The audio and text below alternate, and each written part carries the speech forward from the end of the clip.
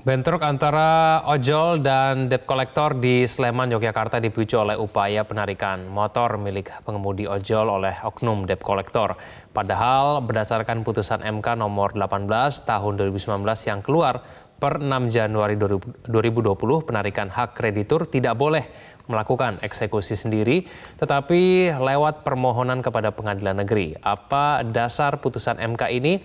Dan mengapa masih ada kasus debt collector yang menarik kendaraan yang kreditnya macet? Kita akan membahasnya bersama dengan pakar hukum Jamin Ginting. Pak Jamin, apa kabar? Selamat pagi Pak Jamin. Selamat pagi Pak Enggan. Sebelum kita membahas lebih jauh mengenai kasus ini Pak Jamin, mengenai penafsiran putusan MK tersebut, kita akan simak dulu bagaimana pernyataan dari Kabid Humas Polda DIY Kombes Pol Yulianto berikut ini. Peristiwanya adalah Selasa sore. Selasa sore itu ada ojol yang diberhentikan oleh DC. Setelah terjadi dialog, ternyata dan si ojolnya mengakui bahwa yang bersangkutan angsurannya telat 1 bulan. Kemudian datang rekan ojol yang lain yang inisialnya L ya. Yang pertama jadi di sini ajaknya lah A ya. A yang nunggak 1 bulan itu inisialnya A. Kemudian setelah debat di pinggir jalan datang kawan ojol yang inisialnya L. Nah, yang A ini sama L disuruh pergi. Nah, kemudian perdebatannya beralih antara DC dengan L. Kemudian terjadi pemukulan kepada L. Dan L pada hari Rabu siang sudah membuat laporan polisi di Polsek Depok Timur. Ya, itulah pernyataan dari Kabid Humas Polda DIY Kombes Pol Yulianto berkaitan dengan kasus yang terjadi beberapa hari yang lalu di DIY. Pak Jamin, kalau kita cermati dari pernyataan dari Kabid Humas Polda DIY menyebutkan memang ada upaya penarikan langsung melalui debt collector. Ada juga yang masih beranggapan bahwa sebetulnya penarikan kredit macet, penarikan barang kredit macet itu tetap boleh diberlakukan asal memang ada one prestasi. Pak Jamin, sebetulnya bagaimana sih kita kemudian menafsirkan mengenai putusan MK berkaitan dengan penarikan barang leasing ini sebetulnya? Ya, jadi putusan MK itu nomor 18 2019 menyatakan ada 2 hal. Pertama, title eksekutorial itu yang dulu menyatakan nggak perlu putusan pengadilan untuk penetapan eksekusi, sekarang tetap harus memohonkan ke pengadilan supaya pengadilan lah akan menetapkan kapan suatu benda yang dileasingkan itu bisa dieksekusi. Jadi tidak bisa langsung? Nggak bisa lagi langsung. Jadi titel eksekutorialnya tidak berlaku sepanjang orangnya tidak mau menyerahkan secara sukarela motornya. Itu yang pertama. Yang kedua, kapan seseorang itu one prestasi, seperti tadi dia bilang telat 1 bulan. Apakah telat 1 bulan itu one prestasi enggak? Atau karena ada faktor-faktor lain, begitu ya. Nah, kapan seorang itu one prestasi, itu tidak bisa ditentukan oleh pihak leasing sendiri.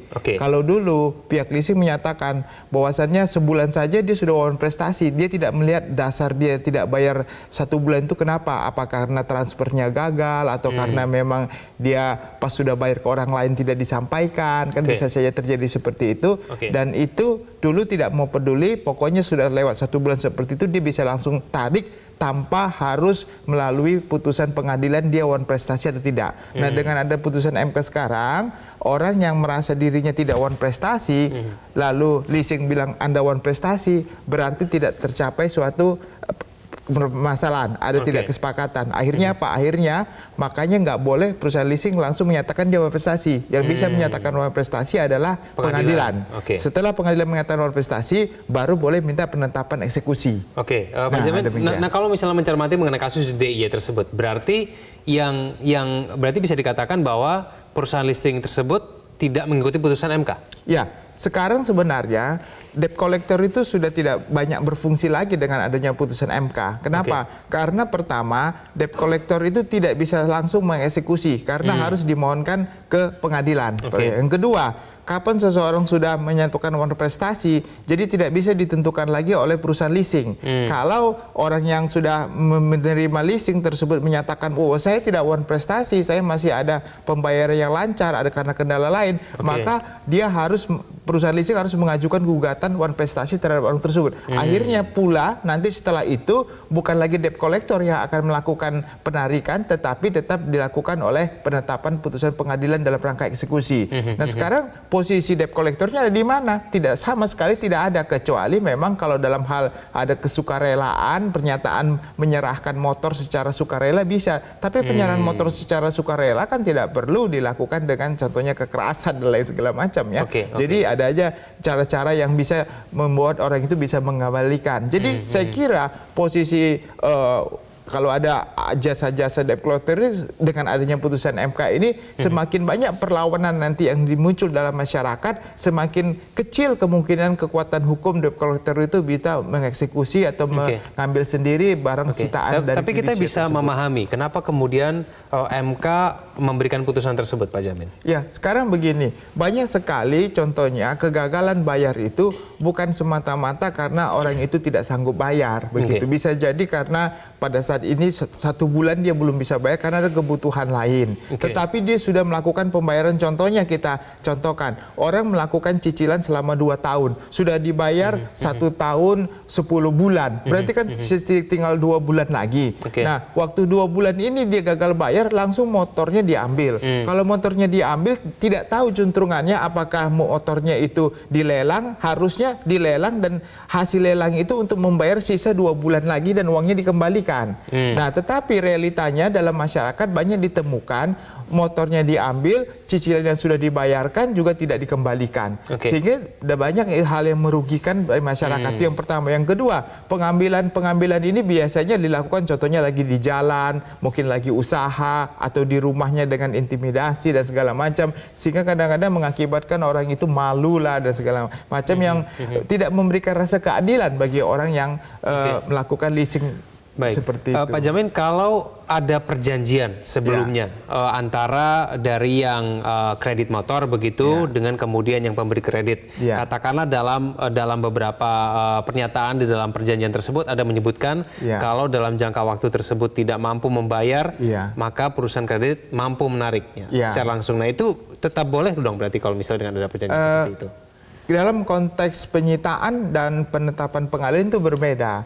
Ya, jadi kalau dia menyatakan bahwasanya dia boleh menarik secara sukarela, karena kan konteksnya adalah undang-undang fidusia. Undang-undang fidusia menyatakan bahwa ada ex parte dulu boleh, artinya tanpa putusan penetapan pengadilan untuk eksekusi bisa. Tetapi hal itu sudah dibatalkan dengan putusan MK ini. Dengan demikian, walaupun ada perjanjian yang menyatakan dia harus menyerahkan secara sukarela, tetapi pada suatu ketika dia menyangkal, maka penyangkalan itu harus dibuktikan di pengadilan bahwasanya pernah sukarela tapi kenapa menyangkal, baru ujung-ujungnya putusan pengadilan lagi. Nah, ini sebenarnya menjadi permasalahan besar bagi perusahaan leasing. Kenapa? Karena perusahaan leasing untuk hal-hal yang kecil seperti ini sehingga mengakibatkan banyak urusan dengan pengadilan, dan penetapan pengadilan itu kan sulit, artinya waktunya juga lama, agak lama, dan pengurusannya, dan pengadilan juga saya rasa banyak sekali nanti berhadapan dengan hal seperti ini jika kelabakan.